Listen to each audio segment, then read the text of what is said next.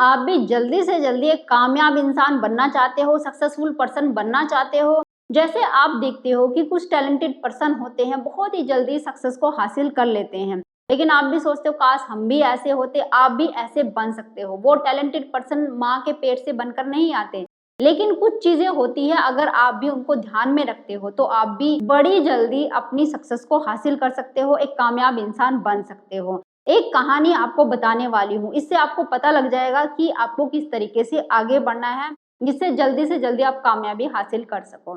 तो बहुत समय पहले एक गुरुजी थे जो बहुत अलग तरीके से शिक्षा दिया करते थे। एक सम्राट ने उनकी बातों को सुना, उनकी तारीफों को सुना और उसने सोचा, उनका 12 साल का जो बच्चा था, कि मेरा बच्चा भी बड़ा होकर बहुत अच्छा सम्राट बने, मुझसे भी ज्यादा प्रसिद्धि हासिल करे। तो उसको लेकर गुरुजी के आश्रम में वो चले गए। अब गुरुजी से जाकर बोला कि मेरे बच्चे को भी आप शिक्षा दीजिए, जिस तरीके से आप देते हैं आपका तरीका बहुत अच्छा है, मैंने सुना है, और मेरे बच्चे को भी आप शिक्षा दीजिए, मैं इसको छोड़कर जा रहा हूँ। सम्राट जैसे ही जाता है तो गुरुजी को देखकर बच्चा रोने लगता है। अब बच्चे को वो समझाते हैं कि बेटा तुम अपने पिता से बहुत लगाव करते हो, क्योंकि तुम उनसे कभी अलग नहीं हुए, लेकिन यहाँ पर भी बच्चे हैं, तुम हमारे साथ रहोगे, इनके साथ रहोगे तो धीरे धीरे तुम्हें आदत हो जाएगी।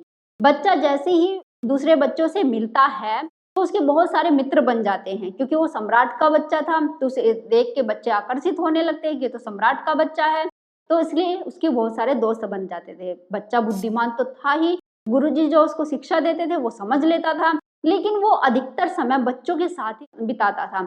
उसके चारों तरफ हमेशा बच्चों का एक समूह रहता था, जिनके साथ वो खेलता रहता था, हंसता रहता था, खाना खाता था, जो भी अपने काम करता था वो बच्चों के साथ ही करता था। लेकिन गुरुजी एक शिक्षा और देना चाहते थे, कुछ और उसको समझाना चाहते थे, लेकिन उसके लिए उन्हें मौका नहीं मिल पा रहा था। उन्होंने एक दिन सोचा कि बच्चे को ये शिक्षा देने के लिए अकेले ले जाना पड़ेगा, तो ये सोचते हुए बच्चे को लेकर वो एक पहाड़ के ऊपर चले गए।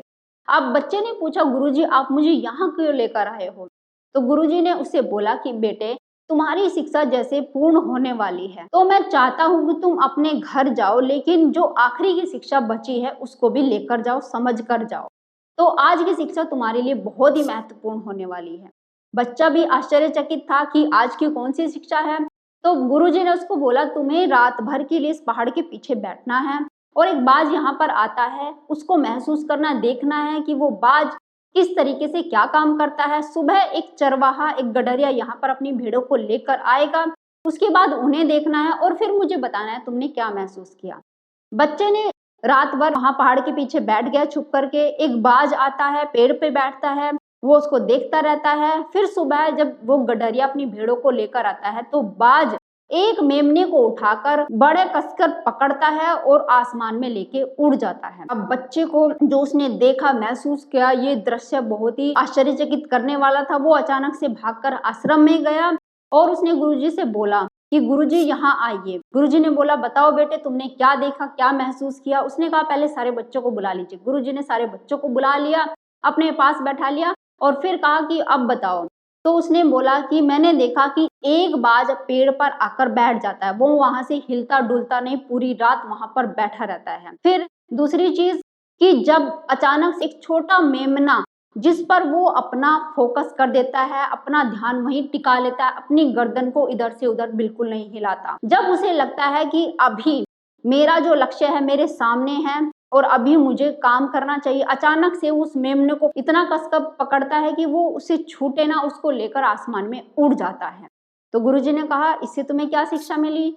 तो बच्चे ने कहा, इससे मुझे ये शिक्षा मिली कि अगर तुम्हें कोई लक्ष्य प्राप्त करना है तो पहले से ही उसकी तैयारी शुरू कर दो। जैसे कि एक रात पहले से ही बाज ने उसकी तैयारी शुरू कर दी थी, तो हमें भी कुछ समय उसे देना होता है, उसकी तैयारी में जुट जाओ।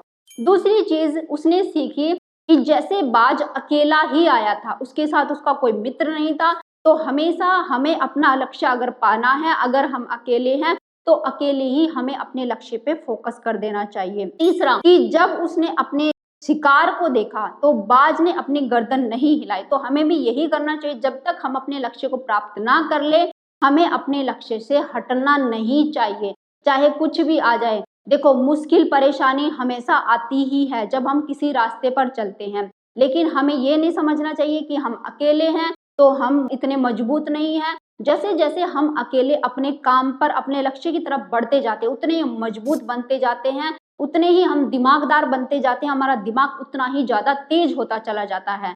हम अगर समय बर्बाद करते हैं मित्रों के साथ या दूसरे को लेकर, हम ये समझते हैं कि नहीं दूसरे हमारे साथ देंगे तभी हम अपने लक्ष्य को प्राप्त कर पाएंगे, तो इस एक तरीके से हम अपने आप को कमजोर बना रहे हैं, दूसरों के भरोसे अपने को डाल रहे हैं। इससे हम अपना लक्ष्य तो प्राप्त कर लेते हैं, लेकिन कहीं ना कहीं दूसरों पे डिपेंड हो जाते हैं, और कभी कभी दूसरों पे डिपेंड होने की वजह से हमारा जो काम होता है या हमारा जो लक्ष्य जो हमें पाना होता है वो खराब भी हो जाता है दूसरों की वजह से। तो इसलिए हमेशा अपने लक्ष्य पे फोकस रखो, ध्यान केंद्रित रखो, जो भी तुम्हें पाना है तब तक उस पे अडिग रहो जब तक आपको वो मिल ना जाए, चाहे उसमें कितना ही समय लग जाए। इससे आप टाइम के साथ साथ और ज्यादा मजबूत बनते जाते हो और कोई भी लक्ष्य जिंदगी में आप बिना हटे पा सकते हो।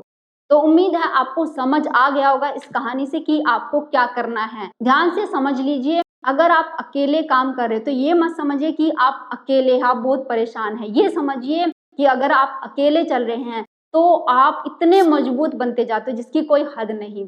और आपको बता दूं, ये बच्चा जिसने शिक्षा ग्रहण करी थी, ये जैसे ही अपने घर पहुंचता है सम्राट से मिलता है, और जब सम्राट इससे बातें करते तो बहुत खुश हो जाते कि बच्चा बहुत ही तेज बुद्धिमान हो चुका था, और बड़ा होकर ये बच्चा बहुत बड़ा सम्राट बना, अपनी प्रसिद्धि को सारे विश्व में इसने फैलाया और अपने साम्राज्य का भी बहुत ज्यादा विस्तार किया, अपने पिता से भी ज्यादा। तो उम्मीद है ये कहानी आपको बहुत अच्छी लगी होगी। आप इस वीडियो को लाइक शेयर भी करेंगे। अगर आप मेरे चैनल पर नए हैं तो चैनल को सब्सक्राइब कर लीजिए। फिर मिलते हैं नेक्स्ट वीडियो में, तब तक के लिए बाय बाय, टेक केयर।